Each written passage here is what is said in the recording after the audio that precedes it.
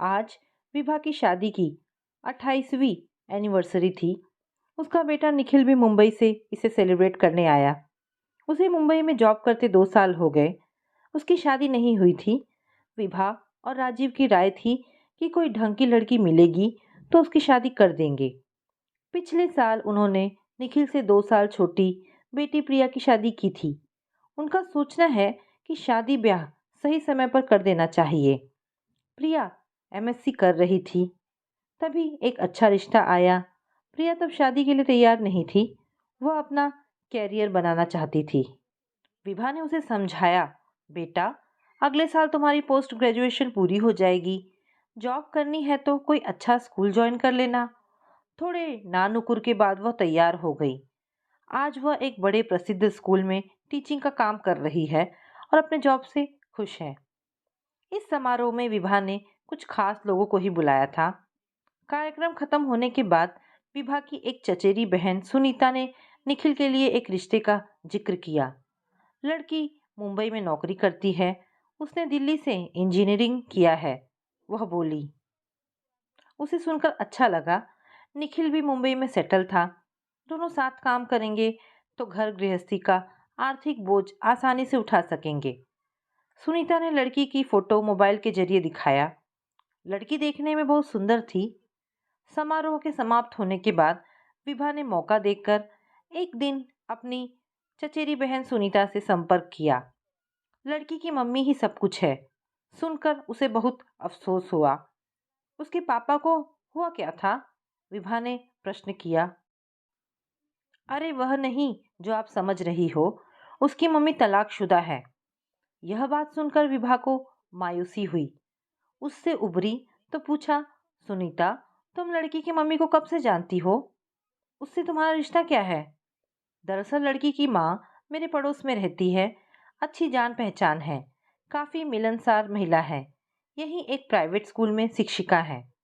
विभा के लिए बाकी सब तो ठीक था, पर उसकी माँ का तलाकशुदा होना उसे अच्छा नहीं लग रहा था। उसने अपने मन की बात सुनीता से कही। दीदी, जमाना बदल रहा है। नहीं निभा होगा तो हो गई होगी अलग। रोज रोज घुटकर जीने से अच्छा है अलग हो जाए। सुनीता ने जमीनी हकीकत से उसे अवगत कराया। तो भी क्या ऐसे परिवार से रिश्ता जोड़ना ठीक रहेगा? लोग तरह तरह की बातें करेंगे। उसने अपने मन की दुविधा रखी। कोई कुछ नहीं कहेगा, किसके पास समय है।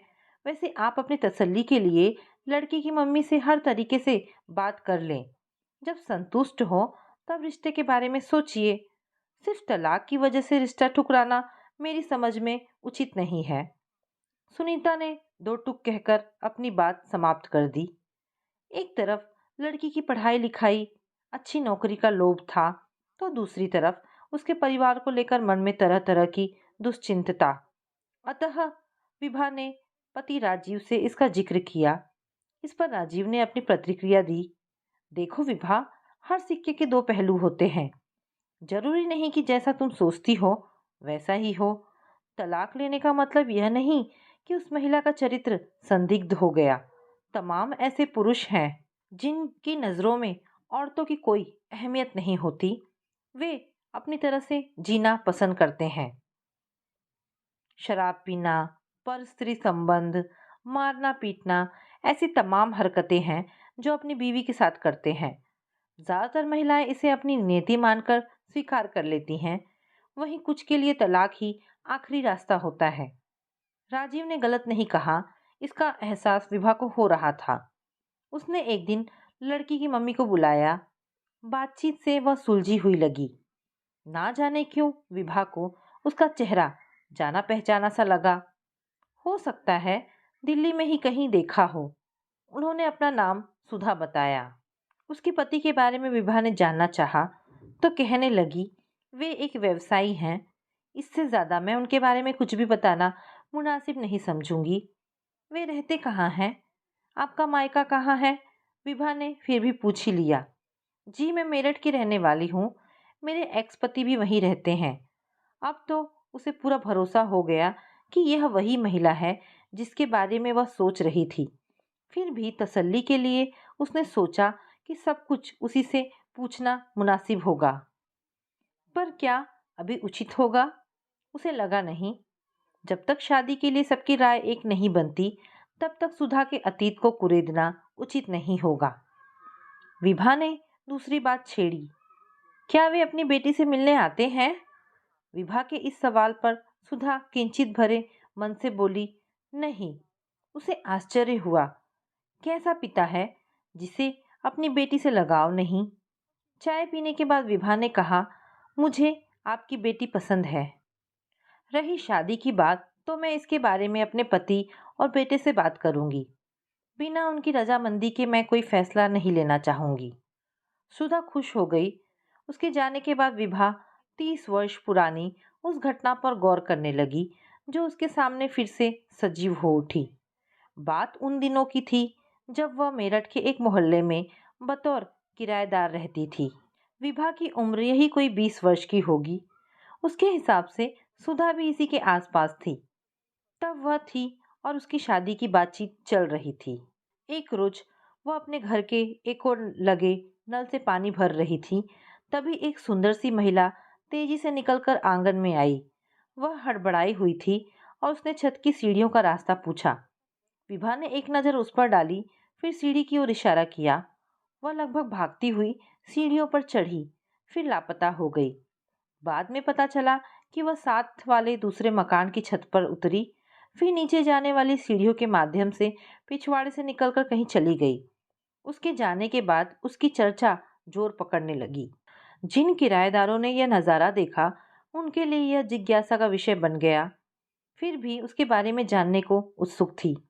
कौन है? कहाँ से आई? भागने की वजह क्या थी? दरअसल वे जिस मकान में रहते थे वह काफी बड़ा था। मकान के बीच में आंगन था। आंगन शेष किराएदारों के बीच का साझा रास्ता था, जिससे होकर वे सब बाहर या छत पर जाते थे। सबके घर का बरामदा आंगन में ही खुलता था, सिर्फ उस मकान को छोड़कर जिसका सिर्फ एक दरवाजा आंगन से जुड़ा था, जिससे निकलकर वह महिला आंगन में आई। उस कमरे में रहने वाले एकमात्र किराएदार से उन सबका कोई संबंध ना था। वह मकान के सामने वाले हिस्से से आता जाता था, वहीं दूसरे किराएदार पीछे के रास्ते से। मकान के बाहर कुछ लोग शोर मचा रहे थे। विभा की माँ बाहर निकलकर मकान के सामने वाले मेन हिस्से की ओर गई। वहां मोहल्ले के काफी लोग जमा थे। मोहल्ले के कुछ दबंग किस्म के लोग मकान मालिक को गालियां दे रहे थे। वे मकान में रहने वाले किराएदार को बाहर निकालने का दबाव बना रहे थे। लोगों से पता चला कि एक आदमी भी उनके साथ खड़ा था, जो उस भागने वाली महिला का पति था। माँ आधे घंटे बाद आई, तब सारे वाकये से उन सबको परिचित कराया। कहने लगी, भागने वाले महिला का प्रेमी था यह किराएदार। वह महिला अपने प्रेमी से मिलने आई थी। इस बीच उसके पति को खबर लगी तो पीछा करते हुए यहाँ तक आ पहुंचा। अब विभा की समझ में सारा मांजरा आया। वह महिला वाकई सुंदर थी, जिसकी सुंदरता की चर्चा मोहल्ले में कुछ दिनों तक होती रही। उसके बाद बात आई गई हो गई। साल भर बाद उसकी शादी हो गई और उसने उस घटना को हमेशा के लिए भुला दिया। तो क्या यह वही महिला है? समय के साथ चेहरे पर बदलाव आ जाता है, इसीलिए यह कहना है कि सुधा ही वही महिला है थोड़ी जल्दबाजी होगी। तब कैसे पता चले कि वह सुधा महिला नहीं है? अगर सुधा वही महिला साबित हो गई, तब तो शादी का सवाल ही नहीं उठेगा। इस बीच निखिल ने खबर दी कि वह उस लड़की से मिला है। उसका नाम अदिति है। बातचीत से ठीक ठाक लगी। उसे जब मैंने बताया कि मेरी माँ तुम्हारी माँ को जानती है, तो वह खुश हो गई। हम दोनों ने ऑफिस से निकलने के बाद एक रेस्टोरेंट में कॉफी भी पी। अदिति बहुत सुंदर लड़की है। सुंदर शब्द ने उसे धर्म संकट में डाल दिया। निखिल ने अदिति से शादी की जिद की। तब वह क्या करेगी? तलाक तक तो ठीक था, पर जब बात चरित्र पर आएगी तब क्या होगा? उसे अपने आप पर अफसोस होने लगा कि क्यों इस मामले में जल्दबाजी दिखाई। ना निखिल को लड़की की फोटो और पता बतलाती, ना ही वह एकदम आगे बढ़ता। उसने राजीव से कहा तो वे बड़े निश्चिंत भाव से बोले, इसके लिए ज्यादा चिंता करने की जरूरत नहीं है। निखिल ऐसा कुछ नहीं करेगा। हाँ, तुम लड़की की माँ को बुलाकर चाहो तो अपनी शंका का समाधान कर सकती हो। मेरे हिसाब से ऐसा कुछ नहीं होगा जो अनुचित हो। माँ का अच्छा कैरियर है, बेटी को उच्च शिक्षा दिलवाई है, यह सब अच्छे संस्कारों से ही संभव है। विभा को राजीव की बात जची। मौका देकर सुधा को दोबारा बुलवाया। क्या मैं आपकी निजी जिंदगी के बारे में जान सकती हूँ? पहले तो वह थोड़ा हिचकी, फिर तैयार हो गई। मेरे मन में आपको लेकर कुछ शंकाएं हैं, जिसका समाधान हो जाए तो इस रिश्ते के लिए मुझे कोई ऐतराज नहीं होगा। जी पूछिए। मैं भी चाहूंगी कि कहीं कोई कसर ना रह जाए, जिसके लिए हम दोनों को पछताना पड़े। उसने उस घटना का जिक्र किया। कुछ क्षण के लिए वह कहीं खो गई। जब उभरी तो उसकी आंखों के दोनों कोरे भीगे हुए थे। एक स्त्री होने के नाते वह भी भावुक हो गई। मैंने सोचा था कि वक्त के साथ मेरा अतीत भी दफन हो चुका होगा, पर ऐसा हुआ नहीं। आपके रूप में फिर से जिंदा हो गया। यह सच है कि मैं वही अभागिन स्त्री हूँ जिसके बारे में आप जानती हैं। वह मेरा प्रेमी था, पर यह सच नहीं था कि मैं शादी के बाद भी उससे मिलती थी। उस दिन उससे मिलने की सिर्फ यही वजह थी कि उसके पास हमारे साथ बिताए कुछ पलों की तस्वीरें थीं, जिन्हें मैंने लेने का प्रयास किया। पता नहीं कैसे मेरे पति ने मुझे रिक्शे से अकेले जाते हुए देख लिया। उन्होंने मेरा पीछा किया और वे वहां तक पहुंचे। उसके बाद जो हुआ वह आपको तो पता ही है। उसने कहना जारी रखा। शादी के 2 साल किसी तरह गुजारे। अदिति उन्हीं की बेटी थी, मगर उन्होंने कभी भी उसे नहीं स्वीकारा। वे बार बार यही कहते कि यह मेरी बेटी नहीं है। अंततः जब उनकी आदतों में कोई बदलाव नहीं आया